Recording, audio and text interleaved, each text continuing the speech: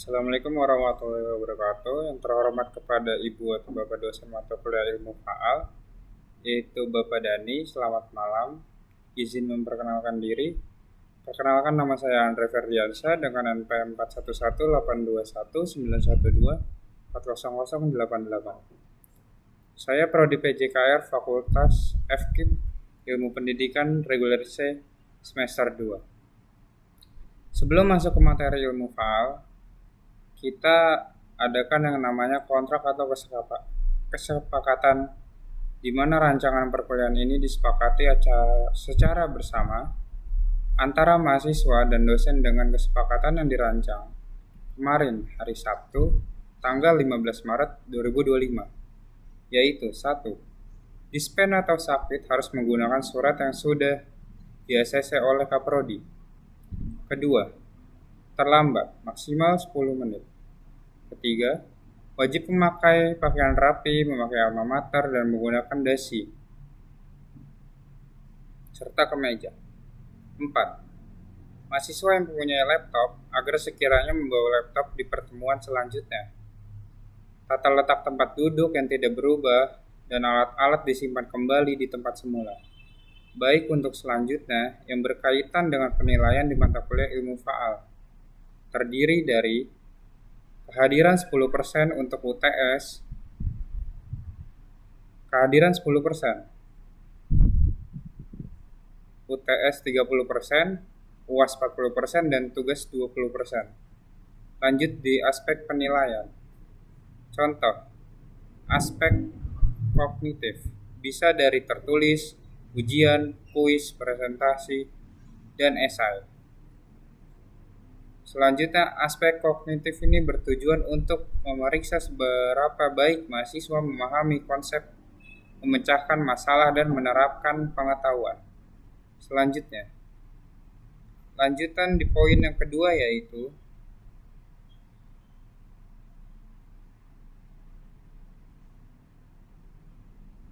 aspek afektif berfokus pada sikap, nilai, minat, dan motivasi mahasiswa. Selanjutnya, contoh dari aspek tersebut bisa melalui observasi penilaian diri. Selanjutnya, dalam aspek ini bertujuan untuk memastikan seberapa baik mahasiswa dalam menunjukkan sikap positif, nilai, moral, minat, dan belajar. Dan di aspek penilaian yang terakhir yaitu aspek psikomotor. Ini berfokus pada keterampilan fisik dan koordinasi. Selain dari aspek, ada pun jenis penilaian yaitu tes dan non-tes. Dalam jenis aspek penilaian, tes dibagi menjadi dua, yaitu objektif dan non-objektif. Contoh objektif itu seperti pilihan ganda, sedangkan non-objektif itu seperti uraian, jawaban singkat, dan isian. Lanjut, contoh aspek penilaian non-tes seperti portofolio, sikap, dan penilaian diri. Baik, sekarang kita ke pembahasan yang sudah dipaparkan oleh Bapak Dani Muryadi, MPD. Ke-1, ilmu faal dasar adalah salah satu ilmu dasar yang mempelajari mengenai proses atau fungsi normal pada manusia, mulai dari tingkat seluler, jaringan, organ, sistem tubuh, hingga tingkat organisme secara utuh. Kedua, ilmu faal olahraga. Psikologi olahraga adalah ilmu yang mempelajari bagaimana tubuh manusia bereaksi dan beradaptasi terhadap aktivitas fisik, khususnya olahraga, baik dari segi fungsi organ, sistem tubuh, hingga kinerja secara keseluruhan. Baik, sekarang kita ke bagian pembuluh darah. Ada 3, yaitu kapiler. Pembuluh darah terkecil yang menghubungkan arteri dan vena. Dindingnya sangat tipis, memungkinkan pertukaran oksigen, nutrisi, dan limbah antara darah dan jaringan tubuh. Selanjutnya, fungsi utama kapiler adalah pertukaran zat antara darah dan jaringan tubuh.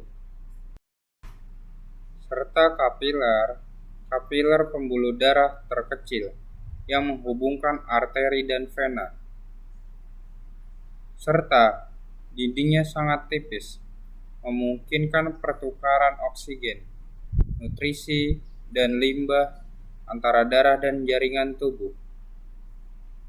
Fungsi utama kapiler adalah pertukaran zat antara darah dan jaringan tubuh.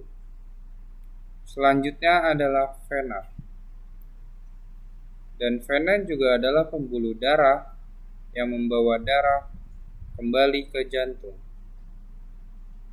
Biasanya, vena membawa darah yang mengandung karbon dioksida dan limbah. Memiliki katup untuk mencegah darah mengalir kembali. Fungsi utama vena adalah membawa darah yang kaya karbon dioksida kembali ke jantung. Selanjutnya adalah arteri. Arteri juga pembuluh darah yang membawa darah keluar dari jantung. Biasanya membawa darah yang kaya oksigen, memiliki dinding yang tebal dan elastis untuk menahan tekanan darah.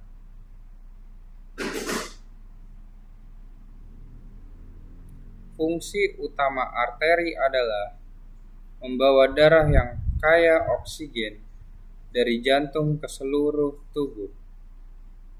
Selanjutnya adalah fungsi jantung. Fungsi jantung adalah organ vital yang berfungsi sebagai pompa untuk mengedarkan darah ke seluruh tubuh dan mengirimkan oksigen dan nutrisi ke sel-sel tubuh. Bisa juga mengangkut karbon dioksida dan limbah dari sel-sel tubuh. Selanjutnya adalah bagian-bagian jantung. Jantung memiliki 4 ruang utama. Yang pertama, serambi kanan. Serambi kanan memiliki fungsi menerima darah dari vena tubuh. Selanjutnya adalah bilik kanan. Bilik kanan memiliki fungsi memompa darah ke paru-paru untuk oksigenasi. Selanjutnya adalah serambi kiri. Serambi kiri menerima darah beroksigen dari paru-paru. Selanjutnya adalah bilik kiri. Bilik kiri memiliki fungsi memompa darah beroksigen ke seluruh tubuh. Selain itu, jantung juga memiliki katup-katup yang mengatur aliran darah. Selanjutnya adalah katup tricuspidalis. Katup tricuspidalis memiliki fungsi antara serambi kanan dan bilik kanan. Katup pulmonalis adalah antara bilik kanan dan arteri pulmonalis. Selanjutnya adalah katup mitralis. Katup mitralis adalah antara serambi kiri dan bilik kiri. Dan selanjutnya adalah katup aorta.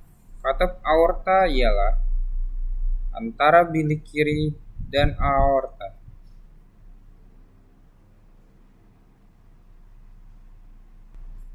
Vena. Vena adalah pembuluh darah yang membawa darah kembali ke jantung. Biasanya membawa darah yang mengandung karbon dioksida, dan limbah. Memiliki katup untuk mencegah darah mengalir kembali. Fungsi utama vena adalah membawa darah yang kaya karbon dioksida kembali ke jantung.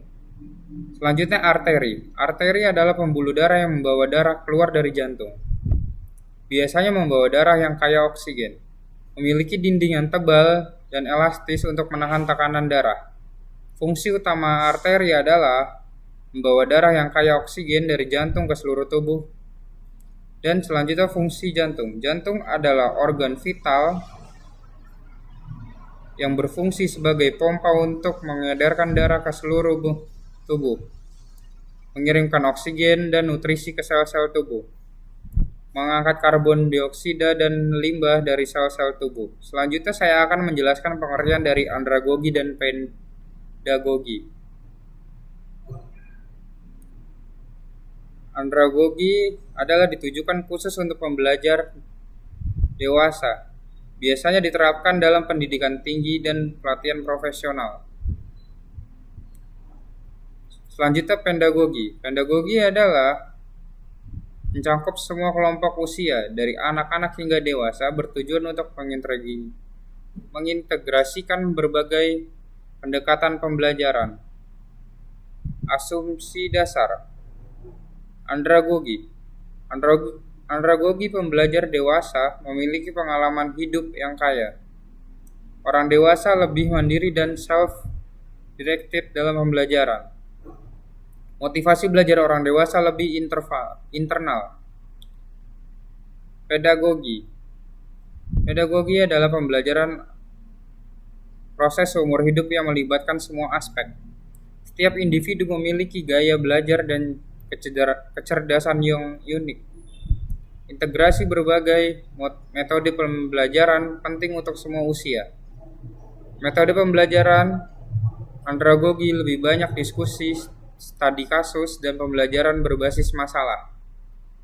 Menghargai pengalaman pembelajar sebagai sumber belajar. Pedagogi. Pedagogi mengkombinasikan berbagai metode pembelajaran untuk semua usia. Menekankan pada pembelajaran eksperiensial dan reflektif. 5. Peran pendidik. Andragogi. Pendidik lebih berperan sebagai fasilitator, pendorong untuk mengambil tanggung jawab atas pembelajaran. Pedagogi. Pedagogi adalah pendidik sebagai yang memfasilitasi pembelajaran sepanjang hayat, menyesuaikan peran sesuai dengan kebutuhan dan tahap perkembangan. Motivasi saya mengikuti mata kuliah faal yaitu peningkatan kinerja atletik. Saya ingin memahami bagaimana tubuh beradaptasi dengan latihan untuk meningkatkan kinerja atletik saya dan tim yang saya latih. Selanjutnya, pencegahan dan manajemen cedera. Mempelajari psikologi olahraga akan membantu saya memahami mekanisme cedera dan cara terbaik untuk mencegah dan memulihkannya. Optimasi program latihan. Pengetahuan tentang respon fisiologis terhadap berbagai jenis latihan akan memungkinkan saya merancang program latihan yang lebih efektif dan aman. Sekian dari saya. Wassalamualaikum warahmatullahi wabarakatuh.